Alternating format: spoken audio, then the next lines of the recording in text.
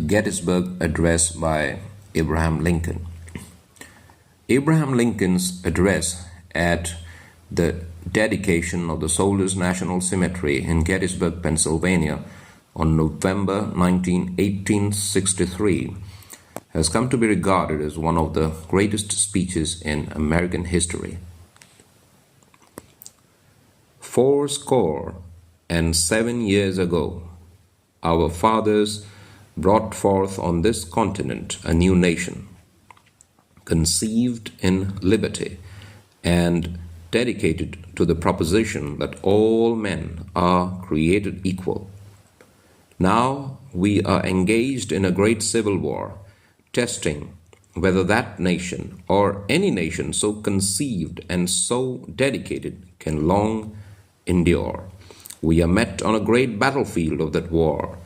We have come to dedicate a portion of that field as a final resting place for those who here gave their lives that that nation might live.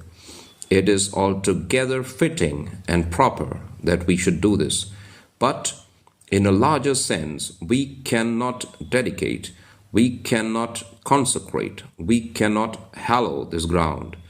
The brave men, living and dead, who struggled here have consecrated it far above our poor power to add or detract. The world will little note nor long remember what we say here, but it can never forget what they did here.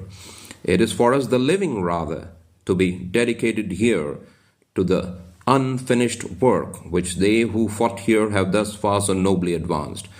It is rather for us to be here dedicated to the great task remaining before us, that from these honored dead we take increased devotion to that cause for which they gave the last full measure of devotion, that we here highly resolve that these dead shall not have died in vain, that this nation under God shall have a new birth of freedom, and that government of the people, by the people, for the people, shall not perish from the earth.